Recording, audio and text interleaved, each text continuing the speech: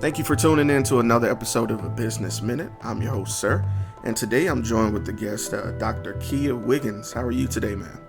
I'm great. How are you? I'm doing fine, and thank you again for being on our podcast.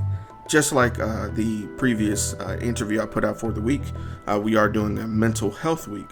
So if you would, Dr. Wiggins, could you tell everyone what it is that you do? Sure. I am a licensed psychologist, and I'm also a certified group psychotherapist. Okay. And if you could, just maybe a brief detail, what is it that you do?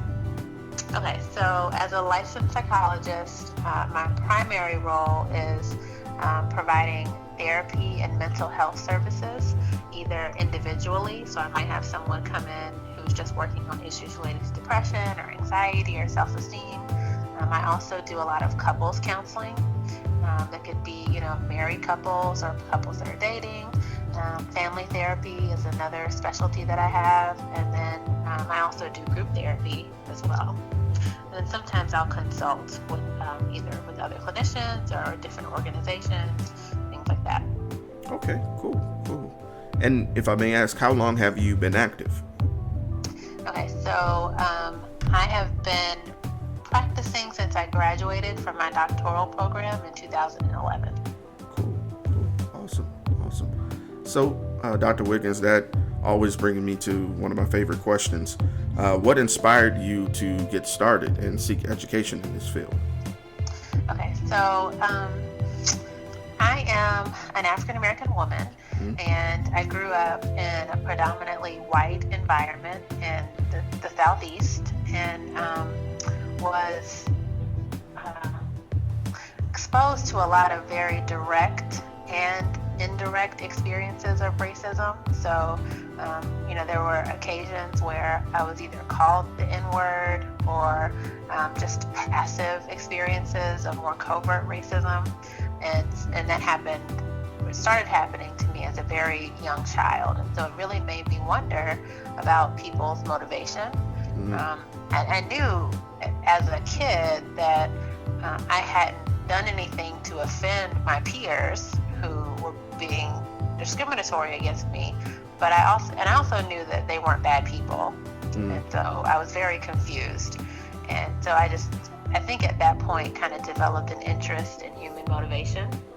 And then it wasn't until I took my first psychology class in high school that I realized that there might be a way for me to understand some of the experiences that I had had as a child. And so that's kind of when I became fascinated with psychology. And then I pursued a psychology degree at the bachelor's level.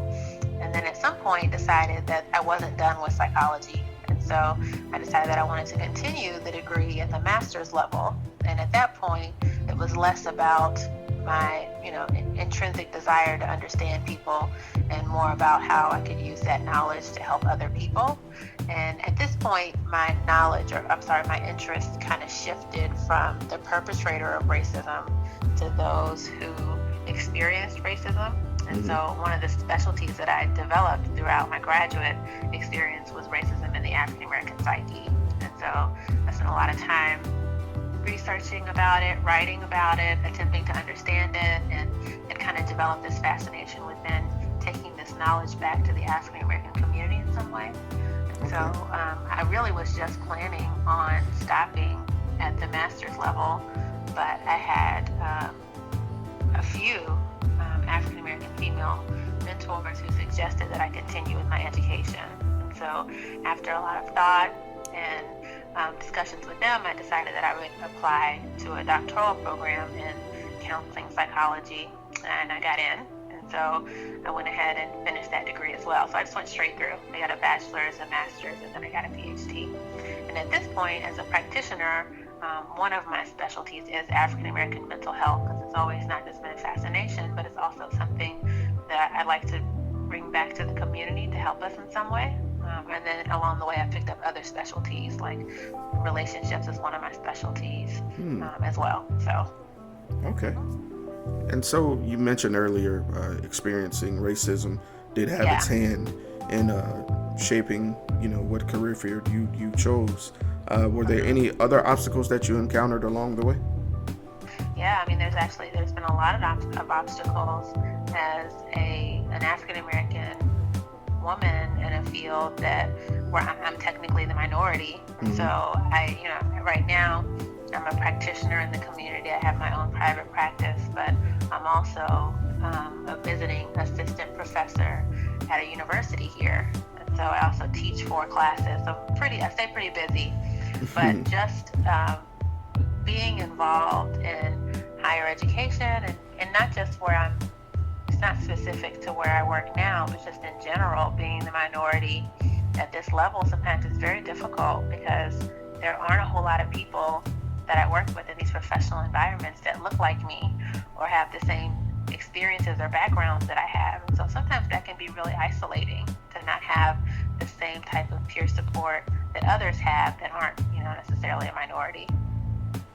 Okay. I definitely can understand that, with that being a constant sense of pressure. Right. So with that being the case, how do you manage to balance work and your personal life? Yeah, well, I mentioned that I'm teaching 4 classes. I have my own private practice, and then I also am a part of the African American Heritage Society here. Mm-hmm. I'm a board member of the African American Heritage Society, and so I stay really busy. And just being a clinician in general, self-care is really important because a lot of my job is assisting people with their mental health issues. And so people are coming to me with their deepest, darkest secrets, which are sometimes very traumatizing, obviously, because they're in therapy. And so self-care is incredibly important. And so what I try to do is most of my time is obviously blocked out. So I don't really have a whole lot of free time. But what I do is prioritize the time that I spend with my friends, with my partner. I'm really big on meditation and relaxation. So I make sure that I meditate for at least 15 to 20 minutes a day. So that's just something small that I do every day. And then I also make sure that I always have something to look forward to. And so even if it's a vacation, I live in Pensacola, I might plan a weekend in Destin, which is not that far away. So, having those little things helps me to stay grounded. But also sometimes I just have to give myself a day where I don't work. And so it may mean that, I have to work twice as hard the next day, but having that time off really helps me to recharge so that I'm not feeling so exhausted, just never having gotten a break. Okay. And that leads me to my next question. With being so invested in doing this for quite a while, of course, is there any experience so far that you found to be the most memorable? I honestly have so many memorable experiences. I'm honored by being in a position where I can help people to work through a lot of their traumas and some of the most difficult moments in their lives, and those are all really memorable moments to me. I think in terms of my own personal and professional growth, one of the most memorable moments for me was a conversation that I had with my mentor when I was attempting to decide whether or not I was going to continue with my education beyond the master's level. I had all these excuses as to why it just wasn't a good idea. And one of the excuses that I gave was that it would cost a lot of money to get a PhD. And I was already in debt from having gotten a bachelor's and a master's. And my mentor really challenged me and told me that, she just said, Keya, there are people that spend this same amount of money on houses and cars and all kind of luxury items, and someone can come and take those things away from them. And she said that, you're going to spend this money on this degree, but nobody can ever take it away from you. It's yours forever. And so that was really the moment where I decided that every excuse that I had wasn't big enough for me to not continue. But until we had this with my education, but until I had that conversation with her, I had never even considered it a possibility for myself. And so because that moment was so important to me, one of the things that I've been very vigilant and it's very important for me to do is to mentor other people, to help them to see that, possibilities exist beyond what they have possibly always considered for themselves, particularly students of color. Because, you know, you go to a university, a lot of times you're not seeing professors that look like you. You're not interacting, you know, with people that look like you. And so I think it sends a message that you don't belong in these fields, and that's not true. And so to have had someone who saw something in me and planted that seed and continued to encourage me made me want to do that for other people too. So. Okay. And I definitely commend your mentor for challenging your mindset at the time to advocate, you know, you furthering your education. I believe we need Big more deal of that. For me. Yeah. Definitely a fork in the road that definitely turned out for the better for you. And speaking of challenges, that brings me to my following question. At any point in time, did you feel that you wouldn't be successful? And if so, absolutely. All right. Who or what changed your mind? I still struggle with that, like, you know, but definitely, I think that, you know, getting a doctor is the most challenging things I have ever done in my entire life. And so it takes a lot of dedication. And I actually have a memory of, so when you're getting a doctorate, at some point you have to do preliminary exams. And so it's after most of your coursework is done, it's a huge exam where they basically test you on everything that you've learned throughout the program. And it's usually pretty highly stressed, and it's a really stressful time for people that are getting doctorates in psychology. And I remember calling my dad because I was so stressed out, because I was, you know, basically they tell you study for everything and they give you no study guide. Just you have to know everything, and then you have to come prepared to take these exams. And so I was really stressed out. I called my dad, and I don't know if I'm going to be able to do this. Like, I don't, you know, I've been studying. I don't know if I'm studying the right thing because I don't have a study guide. I have no idea if they're going to ask me, but I know that everything is riding on me being able to pass this exam. And I remember him saying that if, you know, what I was doing was easy, then everybody would do it. And so, you know, there's this expectation that what you're doing isn't easy, but if you've gotten this far, and at that point I had a 4.0, I had never made anything less than an A in any of my classes. He was like, I think you're going to be okay. I think you're going to pass. And he was right, and I did. But in that moment, I really doubted whether or not I was going to have what it takes to pass those exams. And then a similar thing happened for me in terms of the licensing exam, because most people that take the licensing exam for psychology fail it the first time. It's an incredibly expensive test. And so I had that same fear that, you know, I would be one of those ones that failed it. And, you know, I put forth a lot of effort, and I wasn't. I passed it the first time. And so, yeah, there have been moments definitely in my career where I've doubted my own abilities. And then because I think I didn't give up, I still did the things that I needed to do to be successful. So for the preliminary exams, for instance, I still spent 8 hours a day studying. You know, for the licensing exam, you know, I still spent several months studying for it. And so I think that really helped me to be successful in the long run. Okay. That's always awesome. I really enjoy that story. All right. And so that brings me to my next question. And this one is a little bit long term. So if you need a moment to think, I totally understand. Okay. So where would you like to see yourself in 1 year, in 3 years, and in 10 years? Right. So I think, you know, part of being someone that is high achieving is that you're always kind of striving toward a goal. And one of the things that I struggled with professionally was after I graduated, after I became licensed, I didn't really have this concrete goal anymore. I had a full-time job, I was licensed, and that was it for me.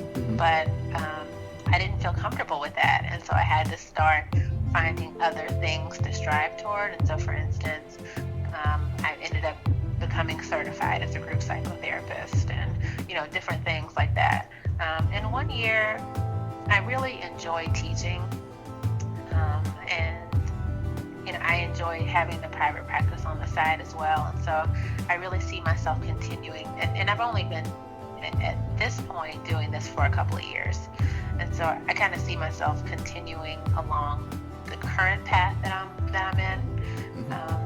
In 3 years, I really have have aspirations. I've already kind of started a few projects. I've already started a couple of books. One is fiction, and I also want to write about some of the observations that I've made in terms of just having how to have healthy relationships. I mentioned that relationships is one of my specialties, and I also have aspirations of doing something in regard to African American mental health. Mm-hmm. And so in 3 years, I'm hoping that those ideas and those projects will be more solid, and maybe I'll have a clearer outline of what they will look like. In 10 years, my long-term goal is to travel. I really enjoy doing public speaking about some of the topics I've already discussed. So traveling, doing public speaking, writing books, and continuing to see clients on the side. Mm-hmm. Ideally, I think that's what I would be doing in 10 years. Okay. All right. That's a nice plan. And it's good to always hear that some of these things you already have in motion and kind of thought of already. Yeah, thank you. No problem. So that leads me to another question, and I always dedicate this question to that person who's listening to this, who's always considering, taking that next step and possibly pursuing the same field that you're in. Right. What words of encouragement would you have for them? Well, it's hard to kind of narrow what words of encouragement I would give to someone. So I have to kind of think about if I were talking to someone who is in my similar position, maybe a young woman of color, doesn't necessarily have to be an African American woman, but a young woman of color who's kind of doubting whether or not she has the ability or whether or not she would actually belong in this field, or whether or not this field would be accepting of her. To her, I would say that should you choose to do this, it will be a challenge, and that's just true. That's true for anyone, but as a woman of color, you will experience challenges that are very unique to that of women of color. And I would tell her not to be discouraged by that. Mm-hmm. I would say, as a clinician, I am aware, but also personally, I'm aware that we tend to grow the most whenever we are challenged the most. People do not grow in their comfort zones. And so the more you allow yourself to step outside of your comfort zone to pursue something that you might really be good at and that you might really enjoy, the more likely it is that you'll be a seasoned clinician because you had to hustle a little bit more to get to the place that you're at. So when things aren't easy, it just makes you a little bit more skilled, I think, because you have to draw upon resources that you didn't know that you had, or that you didn't even know were available to you. And so to her, I would say, don't be discouraged. The fact that it might be harder for you might make you better at it. And to really seek out mentorship. I can't stress how important that is, because you don't know what you don't know. And someone who's already been there can help to pave that path for you. So that would be the advice that I would give. Okay, awesome. And Dr. Wiggins, I appreciate you, like I said before, giving us the opportunity to really take a moment and discuss your past and just encouraging people who are out there. So if anyone wanted to maybe get in contact with you or had any questions, is there any way that they could get in contact with you? Sure. So I have a website. It's www.drkeyawiggins.com, and doctor is Dr. My name is spelled Keyawiggins. And so they can contact me through the website. And I also have a professional Facebook page. It's Keya Wiggins Psychological Services. And then I have a YouTube page as well, where I have a bi-weekly small video that I release every other week about relationship issues, and self-esteem issues. It's called Tell It Like It Is Tuesday. You can also access that through my Facebook page. Okay, cool. Well, I really appreciate that. I'll make sure to include the links in the description of this interview here today. Okay. Thank you again, Dr. Wiggins. We appreciate that. And before you go, with you having a segment called Tell It Like It Is Tuesdays, I have to ask you a question. Sure. And I know this is a big off script. Okay. But and with you specializing in relationships as well, are there any, and this is just for the sake of having that conversation, Right. are there any uncommon behaviors that you notice that are trending nowadays? Oh, there's lots of I mean, yeah. I mean, everybody thinks that their problem is unique, but then when I have a couple sit in my office, I've never seen something where I'm like, oh, I've never seen this before. I mean, it's the same type of issues, same patterns over and over and over again. I would say the most common pattern in terms of relationship conflict, and honestly, relationships go beyond romantic relationships. I mean, they come in many forms. You have a relationship with your parents, you have a relationship with your sibling, with your friends, and so usually who you are in one relationship is not that different than who you are in other relationships. But I would say that one of the primary issues that I find that people struggle with is really seeing things from their partner's perspective. People end up having the same argument over and over and over again because they're almost like lawyers in a pleading their cases to each other. But in this case, it would, the analogy of pleading your case to the judge, and instead of really attempting to understand where the other person is coming from, they will use their own experiences to understand where their partner is coming from. And there's a fallacy in that. So what I hear a lot is, well, I wouldn't do this, so I don't know why, fill in the blank, why they would, right? But that person is not you, and they don't have the same life experiences that you had. And so the likelihood that, your partner is doing something to spite you is less likely than they're just doing this because this is who they are. So what ends up happening is that people will villainize. They'll say they're doing this to me because they want to piss me off, or they're doing this to me to make me mad. When really it's like, no, this is just who you chose. You chose someone that isn't that emotionally expressive, and they've always kind of been this way, but you were kind of hoping that, with time, as time went on, they would change. Or, you chose someone who's more avoidant of conflict. And so when they walk away and you're having a conflict, it's not because they hate you or they don't care, it's because that's who they are. And so, most common mistake, trying to use yourself to understand your partner's behavior. So usually in couples counseling, the first thing I do is spend time talking about each person's family culture, so we can begin to understand each other in the correct context, instead of someone using their own history to understand their partner, which you're always going to be chasing your tail. You're always going to be frustrated when that's the case. Okay. All right. And you, in that answer, you've actually kind of answered the follow-up question I had. And if you don't mind, just one more question. Okay. And a lot of times we hear about people seeking counseling or seeking help, but a lot of times people tend to shy away from it. What are some of the reasons that you've encountered that people tend to not seek for help? Well, the biggest reason is, stigma. I'm not crazy. The belief that you have to be crazy to go to therapy is, it's untrue. People don't go to therapy because they're crazy. They go to therapy because they're hurting.